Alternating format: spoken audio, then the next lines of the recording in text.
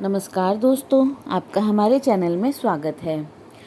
पुनि बंदो सारद सुरसरिता जुगल पुनीत मनोहर चरिता मंजन पान पाप हर एका कहत सुनत एक हर अविवेका। मैं सरस्वती और देव नदी गंगा जी की वंदना करता हूँ। दोनों पवित्र और मनोहर चरित्र वाली है। एक गंगा जी स्नान करने से और जल पीने से पापों को हरती है और दूसरी सरस्वती जी गुण और यश कहने तथा सुनने से अज्ञान का नाश कर देती है। प्रतिभा की अधिष्ठात्री देवी भगवती सरस्वती है। नवरात्रि के पवित्र पावन अवसर पर आइए जानते हैं ज्ञानदायिनी सरस्वती माता की अवतार कथा। प्रतिभा की अधिष्ठात्री देवी भगवती सरस्वती है। समस्त वाङ्मय, संपूर्ण कला और पूरा ज्ञान विज्ञान माँ शारदा का ही वरदान है।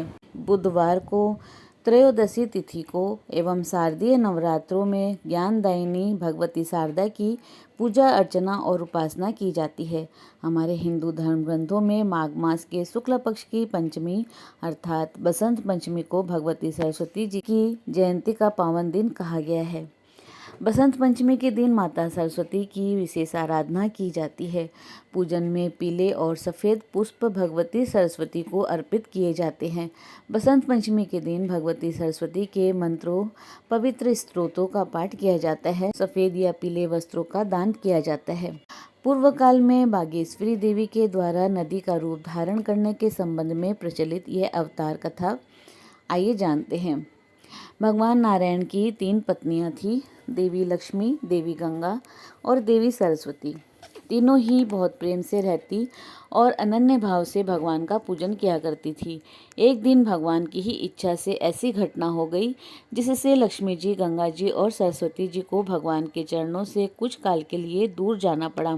भगवान जब अंतःपुर में पधारे उस समय तीनों देवियां एक ही स्थान पर बैठी हुई परस्पर प्रेमालाप कर रही थी। भगवान को आया देखकर तीनों उनके स्वागत के लिए खड़ी हो गई। उस समय गंगा जी ने विशेष प्रेम पूर्ण दृष्टि से भगवान की ओर देखा। भगवान ने भी उनकी दृष्टि का उत्तर वैसी ही स्नेहपूर्ण दृष्टि में हंस कर दिया। फिर से किसी आवश्यकतावश अंतःपुर से वो बाहर निकल गए।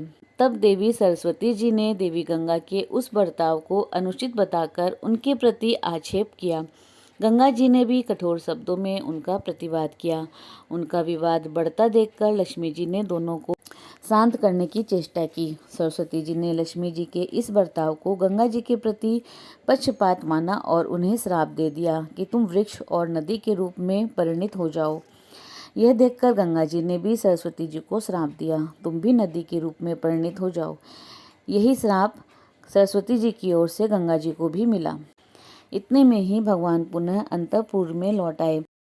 अब देवियां चुपचाप बैठी हुई थी। उन्हें अपनी भूल मालूम हुई तथा भगवान के चरणों से विलग होने के भय से दुखी होकर रोने लगी।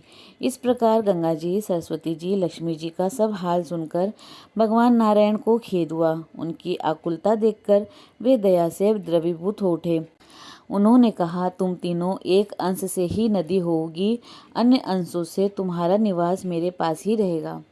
सरस्वती जी एक अंश से नदी होगी, एक अंश से इन्हें ब्रह्मा जी की सेवा में रहना होगा तथा शेष अंशों से वे मेरे पास निवास करेगी। कलयुग के 5000 वर्ष बीतने के बाद तुम सबके श्राप का उद्धार हो जाएगा। इसके अनुसार माता सरस्वती जी भारत भूमि में अंशतः अवतीर्ण होकर भारती कहलाई। उसी शरीर से ब्रह्मा जी की प्रियतमा पत्नी होने के कारण उनकी ब्राह्मी नाम से प्रसिद्धि हुई। किसी किसी कल्प में सरस्वती जी ब्रह्मा जी की कन्या के रूप में अवतीर्ण होती है और आजीवन कुमारी व्रत का पालन करती हुई उनकी सेवा में रहती है। एक बार ब्रह्मा जी ने यह विचार किया कि इस पृथ्वी पर सभी देवताओं के तीर्थ है, केवल मेरा ही तीर्थ नहीं है।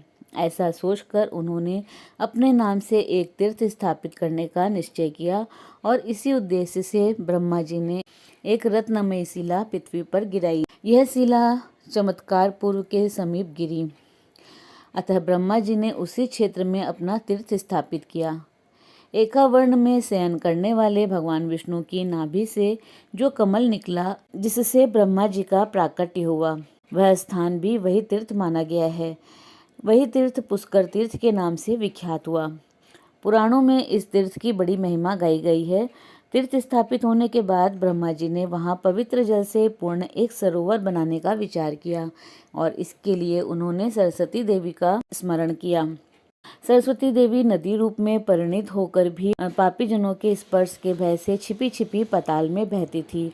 ब्रह्मा जी के स्मरण करने पर वे भूतल और पूर्वोक्त शिला को भी भेद कर वहां प्रकट हुई।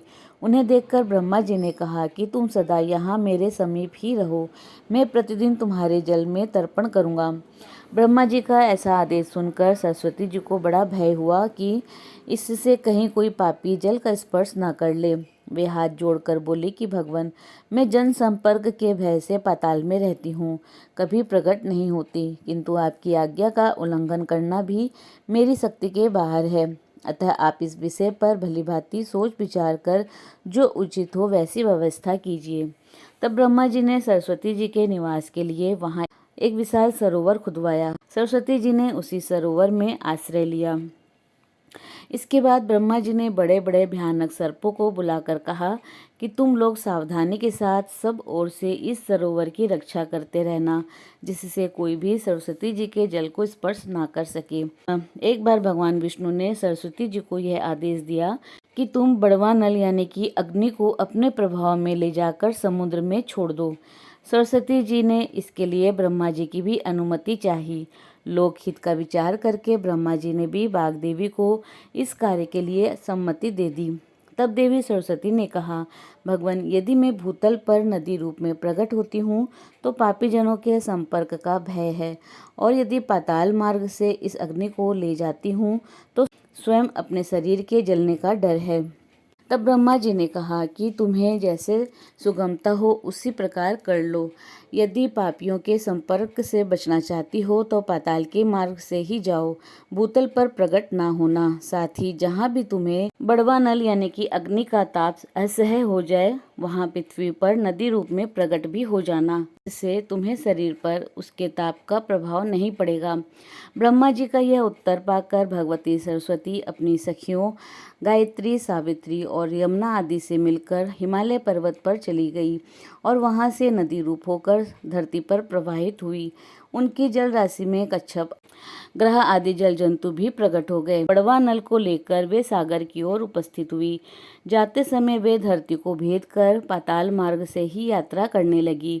जब वे अग्नि के ताप से संतप्त होती तो कहीं कहीं भूतल पर प्रकट भी हो जाया करती थी, और इस प्रकार जाते जाते वे प्रभास क्षेत्र में पहुंची। वहां पर 4 तपस्वी मुनि कठोर तपस्या में लगे थे। इन्होंने पृथक पृथक अपने अपने आश्रम के पास सरस्वती नदी को बुलाया। इसी समय समुद्र ने भी प्रकट होकर सरस्वती जी का आवाहन किया। सरस्वती जी को नदी के रूप में समुद्र तक तो जाना ही था। ऋषियों की अवहेलना करने से भी श्राप का भय था, अतः माँ सरस्वती ने अपनी 5 धाराएं कर ली। 1 से वे सीधे समुद्र की ओर चली और 4 से पूर्वोक्त चारों ऋषियों को स्नान की सुविधा देती गई। इस प्रकार वे पंच स्त्रोता सरस्वती के नाम से प्रसिद्ध हुई और मार्ग में अन्य विघ्नों को दूर करती हुई अंत में समुद्र में जा मिली। एक समय की बात है, ब्रह्मा जी ने सरस्वती जी से कहा कि तुम किसी योग्य पुरुष के मुख में कवित्व शक्ति होकर निवास करो। ब्रह्मा जी की आज्ञा मानकर भगवती सरस्वती जी योग्य पात्र की खोज में बाहर निकली। उन्होंने ऊपर के सत्य आदि लोकों में भ्रमण करके देवताओं में पता लगाया तथा नीचे के 7 पातालों में घूमकर वहां के निवासियों में खोज की, किंतु कहीं भी उनको सुयोग्य पात्र नहीं मिला। इसी अनुसंधान में पूरा एक सतयुग बीत गया। तदंतर त्रेतायुग के आरंभ में सरस्वती देवी भारतवर्ष में भ्रमण करने लगी। घूमते घूमते वाग्देवी तमसा नदी के तीर पर पहुंची। वहां महातपस्वी महर्षि वाल्मीकि अपने शिष्यों के साथ रहते थे। वाल्मीकि उस समय अपने आश्रम में इधर उधर घूम रहे थे। इतने में ही उनकी दृष्टि एक क्रोंच पक्षी पर पड़ी, जो कि तत्काल ही एक शिकारी के बाण से घायल होकर पंख फड़फड़ाता हुआ गिरा था। पक्षी का सारा शरीर लहूलुहान था। वह पीड़ा में तड़प रहा था और उसकी पत्नी क्रोंची उसके पास ही गिरकर बड़े आर्त स्वर में चें चें कर रही थी। पक्षी के उस जोड़े की यह दयनीय दशा देखकर दयालु महर्षि अपनी सहज करुणा से द्रवीभूत हो उठे। उनके मुख से तुरंत ही एक श्लोक निकल पड़ा जो कि इस प्रकार है। मां निषाद प्रतिष्ठाम तवगमम स्वास्वती समा यत क्रोंश मिथुना देवकम अवधि मोहितम। यह श्लोक माता बागेश्वरी की कृपा का प्रसाद था। माँ बागदेवी ने महर्षि वाल्मीकि को देखते ही उनकी असाधारण योग्यता और प्रतिभा का परिचय पा लिया था। उन्हीं महर्षि के मुख में सरस्वती जी ने सर्वप्रथम प्रवेश किया। कवित्व शक्तिमयी सरस्वती जी की प्रेरणा से ही उनके मुख की वह वाणी जो उन्होंने क्रौंची को सांत्वना देने के लिए कही थी, छंदों में बन गई। उनके हृदय का शोक ही श्लोक बनकर निकला था। माँ सरस्वती जी की कृपा पात्र होकर महर्षि वाल्मीकि ही आदि कवि के नाम से संसार में विख्यात हुए। इस तरह सरस्वती देवी अनेक प्रकार की लीलाओं से जगत का कल्याण करती है। बुद्धि, ज्ञान और विद्या के रूप से सारा जगत इन बागदेवी की कृपा लीला का अनुभव किया करता है। वे भगवती सरस्वती मूलतः भगवान नारायण की पत्नी है तथा अंशतः नदी और ब्रह्मा जी की शक्ति ब्राह्मी के रूप में रहती है। ये मातंगी महाविद्या स्वरूपनी सरस्वती देवी ही भगवती गौरी के शरीर से प्रकट होकर कौशिकी नाम से प्रसिद्ध हुई और शुंभ निशुंभ आदि असुरों का वध करके इन्होंने संसार में सुख शांति की स्थापना की। बोलो माता भगवती सरस्वती की जय। दोस्तों, अगर आपको वीडियो पसंद आए तो कमेंट बॉक्स में माँ सरस्वती की जय अवश्य बोले। इसके साथ ही इसी प्रकार रोचक जानकारी के लिए आप हमारे चैनल को लाइक, शेयर व सब्सक्राइब करें। हमारे चैनल में विजिट करने के लिए धन्यवाद।